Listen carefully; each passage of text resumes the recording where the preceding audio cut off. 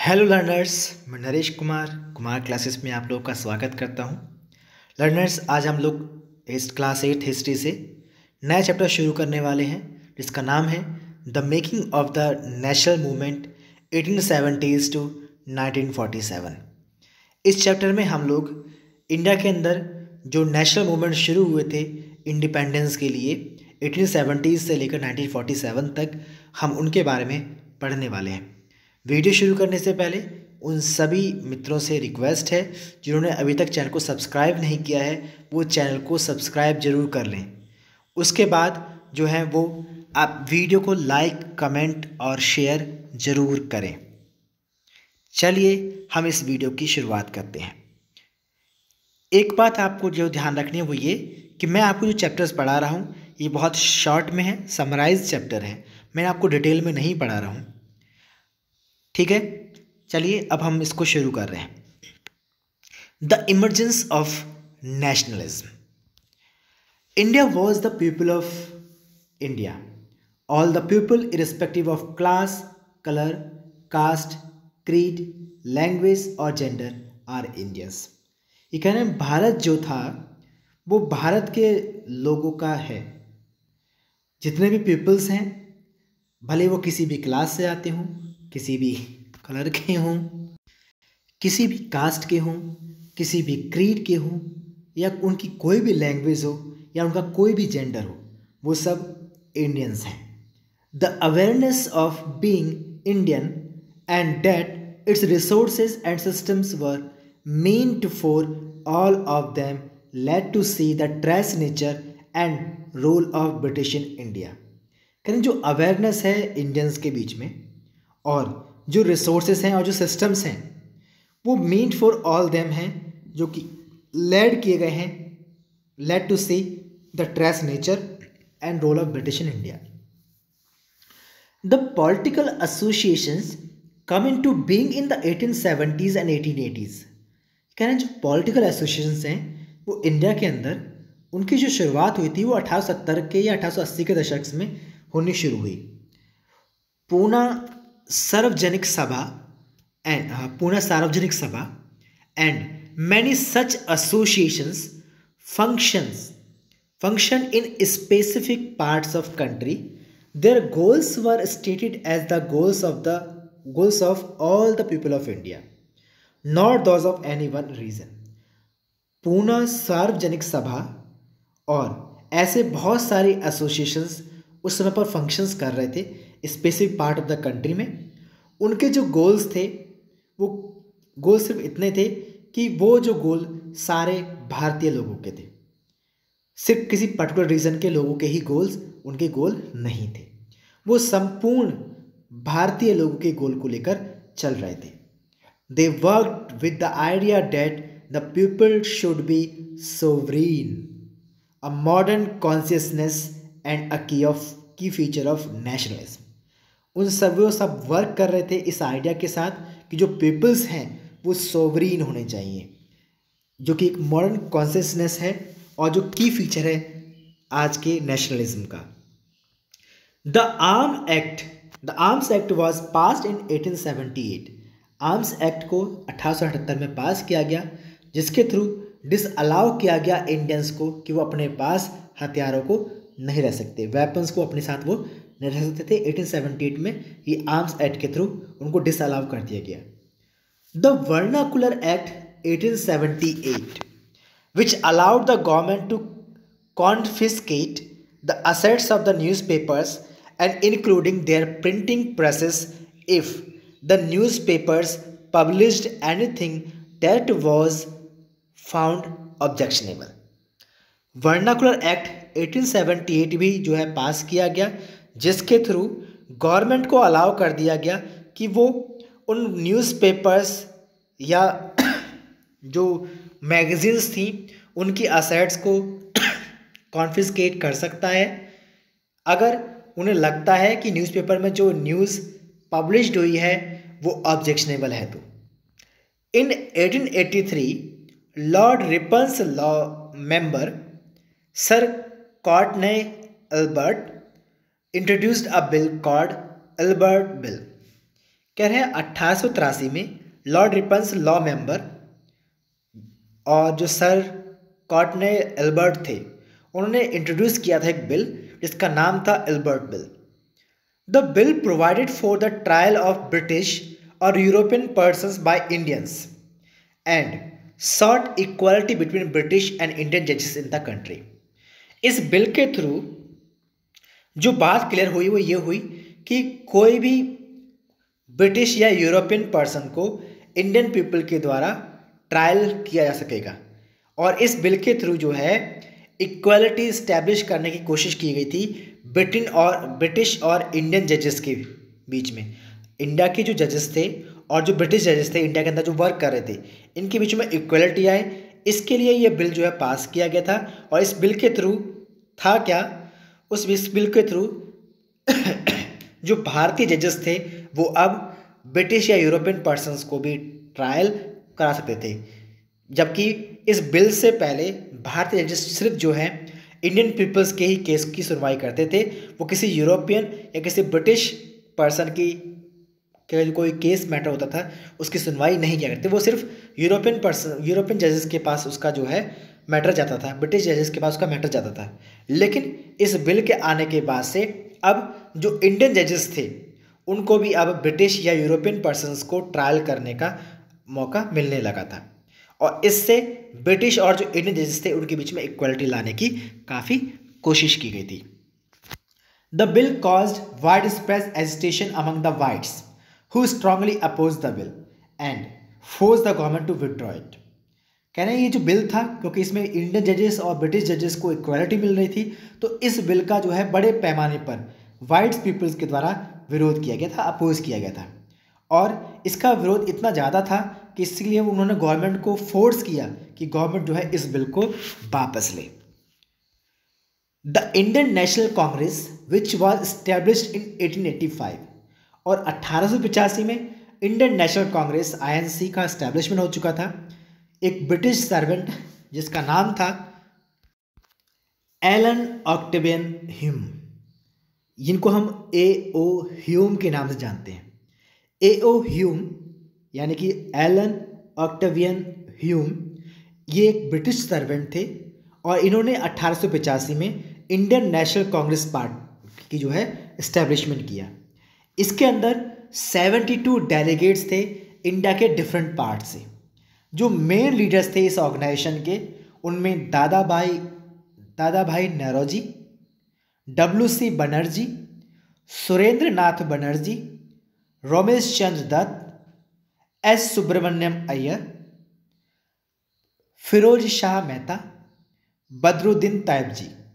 ये उस समय पर कुछ बड़े लीडर्स थे इंडिया की तरफ से जो कि इस पार्टी के मेंबर थे। A nation in the making. Indian national Congress has 2 groups, namely moderates and radicals. Indian national Congress में 2 ग्रुप के लोग थे या 2 ग्रुप्स थे पीपल्स के। एक मॉडरेट ग्रुप था, दूसरा था रेडिकल ग्रुप्स। अब ये ग्रुप्स क्या थे, हम जरा इनकी बात कर लेते हैं। Moderates were those who believe in pleading with the British government to bring about reforms. Moderates वो लोग थे जो ब्रिटिश गवर्नमेंट से रिक्वेस्ट करने की बात करते थे कि वो रिफॉर्म्स करें, समाज में सुधार करें। इसके लिए उनसे जो है रिक्वेस्ट की जाए ब्रिटिश ऑफिशियल से। मॉडरेट पीपल्स ऐसे लोग थे, जबकि रेडिकल्स ऐसे लोग थे जो अपोज करते थे ब्रिटिश का strongly. They were in the favour of strike and boycott. ये लोग अपनी बातों को मनवाने के लिए स्ट्राइक्स और बॉयकॉट के बहुत बड़े फेवर में थे। A greater voice for Indians in the government and in administration was their demand. ये जो पीपल्स थे इनकी बहुत बड़ी डिमांड थी कि जो इंडियंस हैं उनको गवर्नमेंट और एडमिनिस्ट्रेशंस में रखा जाए। It demanded the separation of judiciary from the executive. इन्होंने INC ने डिमांड की कि जुडिशरी को एग्जीक्यूटिव से बिल्कुल अलग रखा जाए। The repeal, abolition of arms act and freedom of speech and expression. INC में जो पीपल्स थे चाहे वो मॉडरेट्स हों या रेडिकल्स हों, उन सभी की जो डिमांड थी वो यही थी कि जुडिशरी को एग्जीक्यूटिव से सेपरेट रखा जाए और एबॉलिशन किया जाए आर्म्स एक्ट का। इसके साथ साथ पीपल्स को स्पीच और एक्सप्रेशन की फ्रीडम दी जाए। It also demanded the separation of judiciary from the executive, the repeal of arms act and freedom of speech and expression. ये इसके साथ साथ ये भी मांग रहे थे कि जो जुडिशरी है उसको सेपरेट किया जाए एग्जीक्यूटिव से और रिपील किया जाए आर्म्स एक्ट को और freedom of speech and expression को दिया जाए। The early Congress raised a number of economic issues. जो शुरुआती कांग्रेस थी उसने बहुत सारे इकोनॉमिक इश्यूज को जो है उठाया था। It declare that British rule had led to poverty and famines. उन्होंने डिक्लेयर किया कि जो ब्रिटिश रूल है इसकी वजह से इंडिया के अंदर पॉवर्टी और फेमाइन्स आए हैं, गरीबी बढ़ी है और अकाल पड़े हैं। Increase in land revenue had impoverished peasants and zamindars and there was food shortage because of exports and grains to Europe। कह रहे हैं कि लैंड रेवेन्यू में इंक्रीज होने की वजह से impoverished peasants हुए हैं और जमींदार्स हुए हैं, इससे फूड की शॉर्टेज हुई है। क्यों? क्योंकि एक्सपोर्ट्स हुआ है ग्रेन्स का यूरोप के लिए। तो ये भी उन्होंने जो है इसके ऊपर आवाज़ उठाई थी। Freedom is our birth right, एक बहुत अच्छा सा टॉपिक यहाँ पर शुरू हो रहा है हमारा। In Bengal, Maharashtra and Punjab, leaders such as Bipin Chandra Pal, Bal Gangadhar Tilak and Lala Lajpat Rai, popularly known as Lal Bal Pal, strongly criticized the policy of the colonial government। लाल बाल पाल, लाल मतलब लाल बहादुर शास्त्री, इसमें बिपिन चंद्र पाल, बाल गंगाधर तिलक और लाला लाजपत राय की हम बात कर रहे हैं। ठीक है, तो एक मिनट, तो हम बात कर रहे हैं लाल बाल पाल की। तो हमने कहा जो लाल यहाँ पर जो वर्ड यूज़ किया गया है वो लाला लाजपत राय के लिए किया गया है, बाल मतलब बाल गंगाधर तिलक के लिए किया गया है, पाल जो है बिपिन चंद्र पाल के लिए वर्ड यूज़ किया है। लाल बाल पाल ये तीनों ही जो हैं रेडिकल ग्रुप को मानने वाले लोग हैं और इन्होंने जो है स्ट्रांगली क्रिटिसाइज किया था policies of the colonial government को। They demanded swaraj. Tilak declared freedom is my birthright and I shall have it. वो स्वराज की मांग करते थे और तिलक ने कहा कि फ्रीडम जो है मेरा जन्मसिद्ध अधिकार है और मैं इसको पाकर रहूँगा। इन 1905 viceroy Curzon announced the partition of the biggest province British of India, Bengal, which included Bihar and parts of Odisha। 1905 में वायसराय कर्जन के द्वारा अनाउंस किया गया इंडिया का उस समय जो सबसे बड़ी प्रोविंस थी बंगाल, उसको उसके पार्टीशन को, जिसमें बंगाल में उस समय पर बिहार और कुछ पार्ट जो हैं उड़ीसा के इंक्लूड थे और ये उस समय पर इंडिया का सबसे बड़ा स्टेट हुआ करता था। इसके पार्टीशन को जो है 1905 में वायसराय कर्जन के द्वारा अनाउंस किया गया था। The partition of Bengal infuriated people all over India, both the moderates and the radicals protested the partition. जो पार्टीशन हुआ बंगाल का, उसने इंडिया के अंदर जो पीपल्स थे उनको बहुत ज़्यादा इन्फ्यूरिएटेड कर दिया और इसके साथ साथ जो मॉडरेट और जो रेडिकल्स पीपल्स थे कांग्रेस पार्टी के अंदर, उन्होंने प्रोटेस्ट किया इस पार्टीशन का। Large public meetings and demonstrations were organised. उस समय पर बड़े पैमाने पर पब्लिक मीटिंग्स और डेमोन्स्ट्रेशंस ऑर्गेनाइज किए गए और people in order to show that they are united tied rakhi on each others wrist and celebrated Rakshabandhan and this led to the birth of swadeshi movement. बड़े पैमाने पर उस समय पर मीटिंग्स, पब्लिक मीटिंग्स होने लगी थी, डेमोन्स्ट्रेशंस ऑर्गेनाइज किए जा रहे थे। पीपल्स जो हैं यूनिटी को शो करने के लिए एक दूसरे के हाथों में राखियां बांध रहे थे और सेलिब्रेट कर रहे थे रक्षाबंधन को। इसके साथ साथ उस समय पर ही जब ये सब हो रहा था तो इससे स्वदेशी मूवमेंट जो है धीरे धीरे बढ़ना शुरू हुआ। The growth of mass nationalism. अब हम जो है इस टॉपिक के बारे में बात करने वाले हैं। The growth of mass nationalism क्या है? After 1919 the struggle against British rule gradually become a mass movement. खैर 1919 के बाद जो स्ट्रगल था ब्रिटिश रूल के अगेंस्ट, वो धीरे धीरे जो है मास मूवमेंट में बदलना शुरू हो गया। इसमें पीजेंट्स, ट्राइबल्स, स्टूडेंट्स और वुमेन्स जो है लार्ज नंबर में पार्टिसिपेट करने लगी। इसके साथ साथ फैक्ट्री वर्कर्स भी इसमें जो है पार्टिसिपेट अब कर रहे थे। The first world war broke out in 1914 and Altered the economic and political situations in India. जो पहला विश्व युद्ध हुआ 1914 में, उसने इकोनॉमिक और जो पॉलिटिकल सिचुएशंस थी इंडिया के अंदर, उसको काफ़ी हद तक जो है चेंज कर दिया था। India was dragged into the war and this led to the huge rise in defence expenditure of the government of India. कह रहे इंडिया को उस समय पर जो है इस विश्व युद्ध में जो है झोंक दिया गया था, डाल दिया गया था, और इसकी वजह से इंडिया को उस समय पर बहुत बड़े पैमाने पर डिफेंस एक्सपेंडिचर करने पड़ रहे थे। Increase military expenditure and the demand for war supplies led to a sharp rise in prices which create great difficulties for the common people. कह रहे जो लगातार मिलिट्री एक्सपेंडिचर्स बढ़ रहे थे और जो डिमांड बढ़ रही थी वॉर सप्लाईज की, इसकी वजह से प्राइजेस में जो है लगातार राइज होने शुरू हो गए और इसकी वजह से बहुत ज़्यादा डिफ़िकल्टीज फेस करनी पड़ रही थी कॉमन पीपल्स को ब्रिटिश इंडिया के अंदर। The war led to the British to expand their army. The government forced the villages in India to send their soldiers for an alien cause. उस समय पर जो वार था उसकी वजह से ब्रिटिशर्स को मजबूर होना पड़ा अपनी आर्मी को एक्सपेंड करने के लिए, और इसलिए ब्रिटिश गवर्नमेंट ने उस समय पर जो इंडिया के अंदर थी, ब्रिटिश इंडियन गवर्नमेंट जो थी उस समय पर, उसने फोर्स किया विलेजेस में पीपल्स को कि वो ब्रिटिश इंडियन आर्मी को ज्वाइन करें और उनको जो है फिर फॉरेन कंट्रीज़ में जो है उस वॉर के लिए भेजा जाने लगा था। अब हम बात करें the advent of Mahatma Gandhi के बारे में। Mahatma Gandhi was born on 2 October 1869 at Porbandar in Gujarat.